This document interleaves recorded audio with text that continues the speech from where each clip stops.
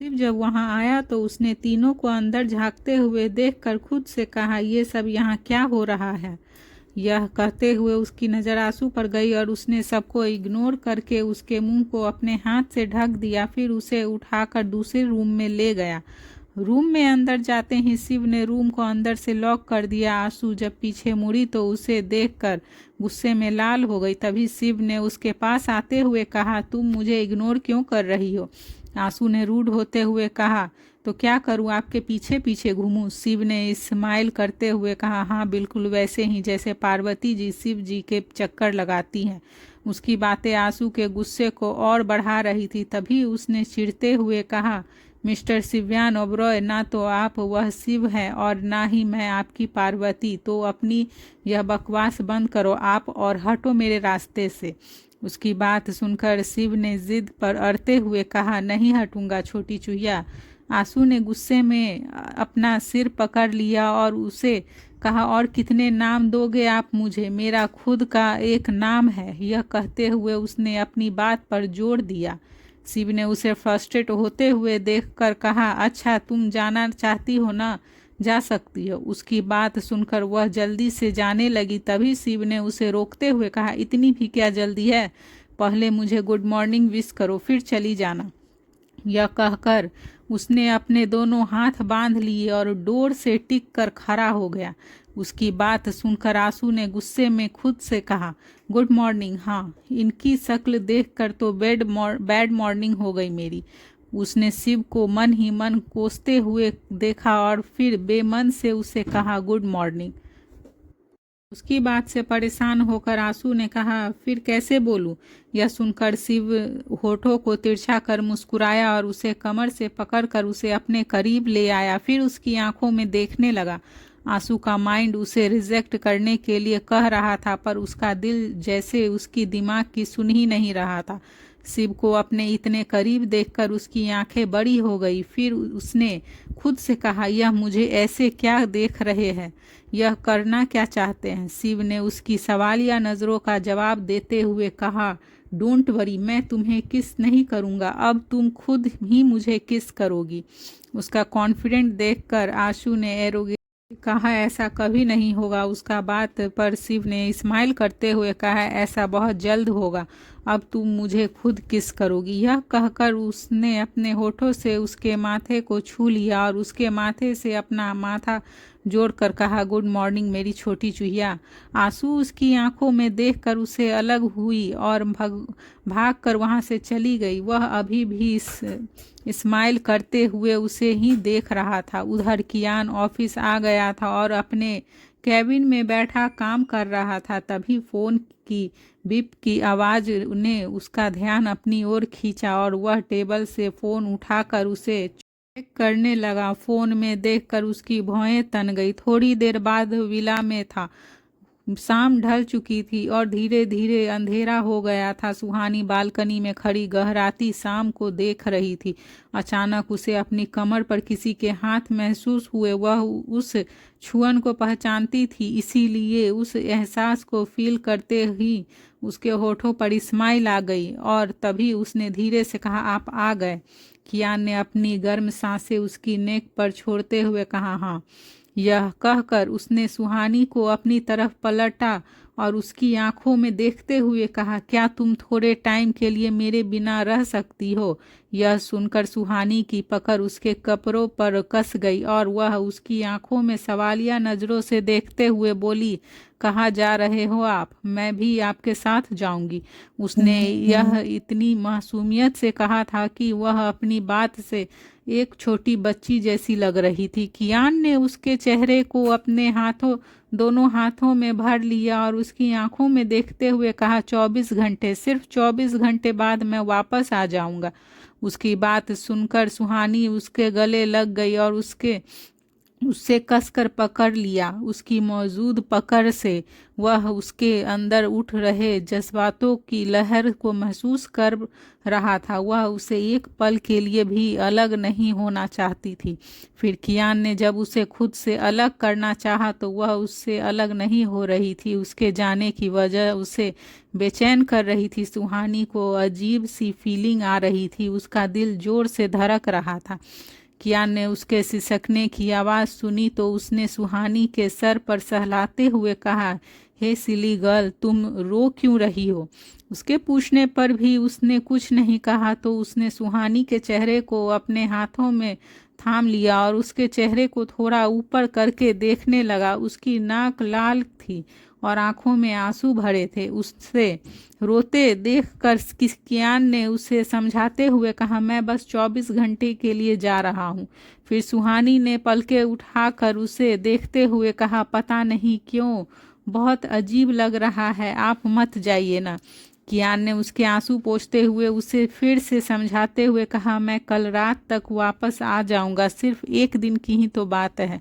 उसकी बात पर सुहानी ने धीरे से कहा, मुझे डर लग रहा है। कियान ने उसे देखते हुए पूछा, किस बात से डर लग रहा है तुम्हें? सुहानी ने उसके पूछने पर सिसकते हुए कहा, पता नहीं। यह सुनकर कियान ने कहा, रिहान, शिव, राहुल सब हैं यहाँ। उसकी बात सुन उसने लाउड वॉइस में चिल्लाते हुए कहा, पर आप तो नहीं रहोगे ना? उससे जिद करते देखकर कियान ने अपनी आंखें बंद कर ली और खुद से कहा, लगता है तुम वजह जाने बिना मुझे जाने नहीं दोगी। यह डिसाइड कर उसने सुहानी को अपने जाने की वजह बता दी। वजह सुनकर सुहानी चाह कर भी उसे रोक नहीं पाई। वह लाचारी से उसे देखने लगी। कियान ने उसे अपनी बाहों में उठाया और उसे रूम में ले जाकर बेड पर लिटा दिया और वह उसके पास ही बैठ गया। सुहानी ने अपना सिर उसकी गोद में रख दिया। कियान यह देखकर मुस्कुराया और उसके सिर को धीरे धीरे प्यार से सहलाने लगा। कुछ ही मिनटों में वह गहरी नींद में सो गई थी। यह देखकर उसने सुहानी को सही से सुलाते हुए उसके फॉरहेड पर किस किया और उसे देखते हुए कहा, मैं जल्दी ही वापस आ जाऊंगा माय एंजल। यह कहकर वह रूम से निकलकर स्टडी रूम में आ गया, जहां पहले से ही रिहान, राहुल और शिव उसका वेट कर रहे थे। उसने एक नज़र तीनों को देखा और कहा, मैं अगले 24 घंटे यहाँ नहीं रहूँगा। उसकी बात पर शिव ने कहा, भाई आप इतना क्यों सोच रहे हैं, आप आराम से जाइए, हम सब हैं ना। राहुल ने भी शिव का साथ देते हुए कहा, हाँ हाँ, यहाँ की टेंशन मत लीजिए आप, यहाँ हम सब हैं। उसकी बात सुनकर कियान ने रिहान की तरफ देखा। वह चुपचाप खड़ा था। फिर उसने नज़र मिलाते ही रिहान ने धीरे से अपनी पलकें झपकाते हुए हाँ में सिर हिला दिया। कियान ने तीनों की को देखकर कहा, okay, take care of them, मुझे अभी जाना होगा। यह कहकर वह स्टडी रूम से चला गया। उसके साथ शिव और राहुल भी बाहर तक आए। कियान को देखकर शिवा ने कार का डोर ओपन किया और उसके अंदर बैठते ही वह भी ड्राइविंग सीट पर बैठ गया। कियान अपने साथ शिवा और कुछ ही आदमियों को ले जा रहा था। वहीं रिहान अभी भी स्टडी रूम में था। उसके होठों पर एक अजीब सी मुस्कान थी जो कि मिस्ट्री से भरी थी। फिर उसने खुद से कहा, तुम्हारी एब्सेंस में मैं कुछ करूँगा तो नहीं, पर तुम्हारे दुश्मनों को कुछ करने से रोकूंगा भी नहीं। दूसरी तरफ ऑस्ट्रेलिया में विराज विलियम के साथ राघव के सामने खड़ा था। उसके विला में विलियम एकटक राघव को देख रहा था। राघव ने उसे देखते हुए कहा, तुम जो भी मांगोगे तुम्हें मिलेगा। मुझे अपने पैरों पर खड़ा होना है, क्या तुम यह कर सकते हो? विलियम ने उसकी बात पर कहा, तो मुझे यहाँ ज़बरदस्ती आपके ट्रीटमेंट के लिए लाया गया है, पर यह काम तो आप मुझे अपॉइंटमेंट लेकर भी करवा सकते थे। यह सुनकर विराज ने बीच में कहा, इतना टाइम नहीं है हमारे पास। उसकी बात पर विलियम ने उसे तिरछी नज़रों से देखा और उसे देखते हुए ही कहा, यशिका कहाँ है? उसके सवाल पर विराज ने मुस्कुराते हुए कहा, जैसे ही तुम सर का ट्रीटमेंट स्टार्ट करोगे वह तुम्हें मिल जाएगी। फिर विलियम ने 2 मिनट का पोज लिया और कहा, मुझे इसकी रिपोर्ट दिखाओ। उसकी बात सुनकर विराज ने डॉक्टर चार्ल्स को घूर कर देखा और उन्हें राघव की रिपोर्ट उसे देने का इशारा किया। विलियम राघव की रिपोर्ट को 20 मिनट तक देखता रहा और फिर फाइल को बंद करते हुए उसने राघव से कहा, काबिले तारीफ है वह शख्स जिसने आपकी यह हालत की है।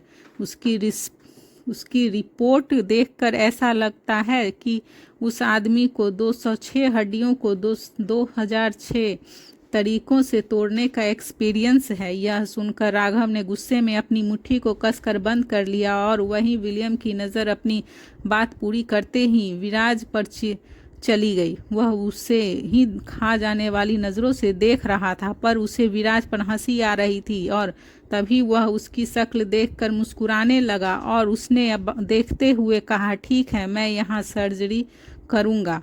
राघव से मीटिंग के बाद विराज उसे उसके रूम में ले जा रहा था कि तभी वह अचानक से रुका और विराज की तरफ देखने लगा। वह उसे ऐसे देख रहा था जैसे उसे देखकर उसे कुछ याद आ रहा हो। विराज उसके इस तरह देखने पर कुछ कहने ही वाला था कि तभी विलियम ने एक जोरदार थप्पड़ उसके गाल पर जड़ दिया। थप्पड़ पड़ते ही कुछ पल के लिए उसका सिर घूम गया। फिर अगले ही पल उसने गुस्से में कुछ बोलने के लिए अपना मुंह खोला ही था कि तभी विलियम ने कहा, आगे से कॉलर मत पकड़ना वरना तेरी बंस को ऐसी जगह से तोड़ूंगा कि कोई और सर्जन तो क्या मैं भी तुझे फिक्स नहीं कर पाऊंगा। उसकी बात पर विराज ने उसे कुछ नहीं कहा और चुपचाप उसकी बातें सुनता रहा। फिर विलियम के जाने के बाद उसने खुद से कहा, बस एक बार यह सर्जरी हो जाने दे, फिर बताता हूँ तुझे। वहीं उधर इंडिया में रिहान सीवी के रूम में था। वह उसके सीने पर अपना सिर रखकर आंखें बंद किए लेटी थी। रिहान ने एक हाथ से उसे बाहों में भर रखा था और वह अपने दूसरे हाथ से उसके सिर को सहला रहा था। उसकी नज़रें छत की सीलिंग को देख रही थी। उसने सीलिंग को देखते हुए ही सीवी से कहा, कल तुम्हें कहीं जाना तो नहीं है ना? सीवी ने आंखें बंद किए हुए ही धीरे से कहा, नहीं। यह सुनकर उसने गुड कहा और उसे अपने ऊपर से हटाते हुए बेड पर सुलाने लगा, पर तभी सीवी ने उसके ऊपर अपनी पकड़ को कसते हुए कहा, कहाँ जा रहे हो आप? जिस पर रिहान ने कहा, अपने रूम में। उसकी बात पर सीवी ने खींचते हुए कहा, नहीं, कहीं नहीं जा सकते हैं, आप यहीं रहोगे मेरे साथ, मुझे अकेले नहीं सोना। यह कहकर उसने रिहान के हाथ को कसकर पकड़ लिया। वह उसकी बातों का कुछ जवाब देता कि तभी सीवी ने उसका हाथ अपने सिर के नीचे रख लिया और अपनी आंखें बंद कर ली। उसे देखकर रिहान ने सिर हिला दिया और बेड के हेड रेस्ट से टिक कर बैठ गया। अगली सुबह आज भी आशु शिव के बिना ही कॉलेज चली गई थी, तो वहीं दूसरी तरफ राहुल स्वाति को कॉलेज ड्रॉप करने आया हुआ था। कार से निकलकर स्वाति ने प्यार से उसके एक गाल को छूते हुए उसके दूसरे गाल पर किस किया और उसे बाय बोलकर चली गई। उसके कॉलेज के अंदर जाते ही राहुल भी वहां से चला गया और वहीं रोड के दूसरी तरफ खड़ी 2 ब्लैक कार थी जिसमें बैठे लोगों की नज़र राहुल और स्वाति पर ही थी। जैसे ही राहुल वहां से गया तो उन लोगों के होठों पर शैतानी मुस्कान आ गई। फिर कार में से कुछ लोग बाहर आए और उसके कदम कॉलेज के अंदर चले गए।